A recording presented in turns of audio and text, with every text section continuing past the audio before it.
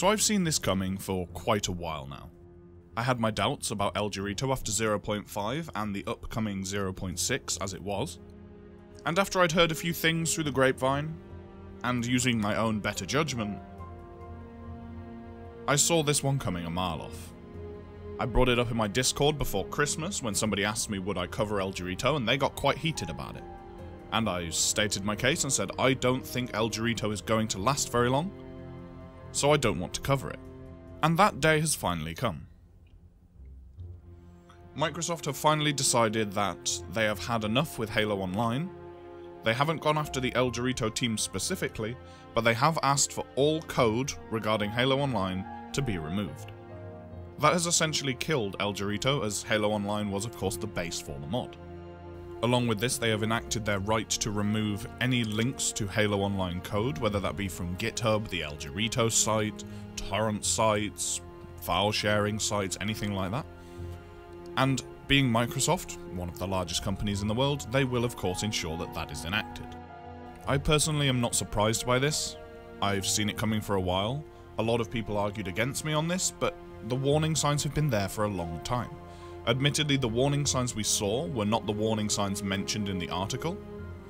The warning signs I at least saw was the ripped content. They were using Halo 3 armors, things that weren't in Halo Online to begin with.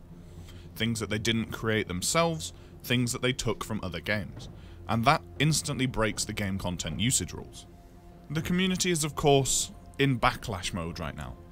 The El Dorito team have come out and given a press release, and they have asked that the community not get too heated when it comes to 343. 343 are people too. And a lot of this isn't going to be on the back of 343 themselves, a lot of this is going to be on the back of Microsoft and having to protect their IPs.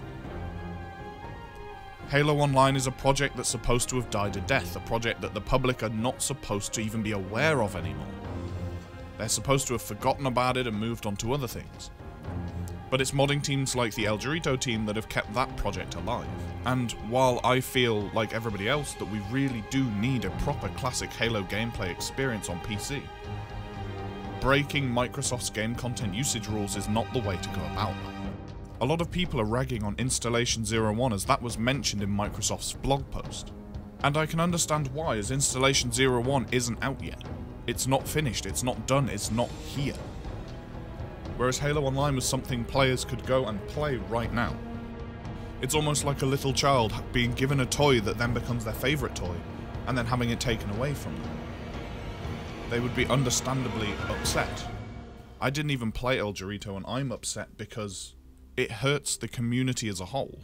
And while I'm not going to play El Dorito, and I don't plan on it, even though it is still available in some way, shape or form, the overall impact that it's had on the Halo modding scene and the Halo fan creation scene will be a lot larger than people expect.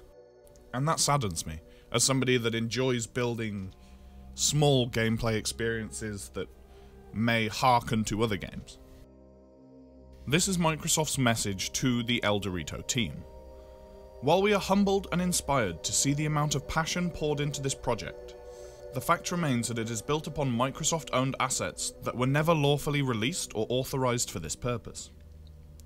As this project reverberated across the community, our team took a step back to assess the materials and explore possible avenues, while Microsoft, like any company, had a responsibility to protect its IP, code and trademarks. It is not optional, in other words. By the way, we're not shutting down the mod, or going after the El Dorito crew. We're enacting action to remove the Halo Online code and packages from places it's being hosted. There was no cease and desist, no DMCA, just a brief conversation about what they suggest we do. I'll keep this one short, so I'll end it off here. What do you guys think about Microsoft removing Halo Online from the community? Removing download links, not allowing new players to access the game, as easily as they would normally. This of course is going to hurt the overall population of the game, as they're not going to get as many new players as they would before, but where there's a will, there's a way. Let me know your thoughts in the comment section down below, and remember, stay classy.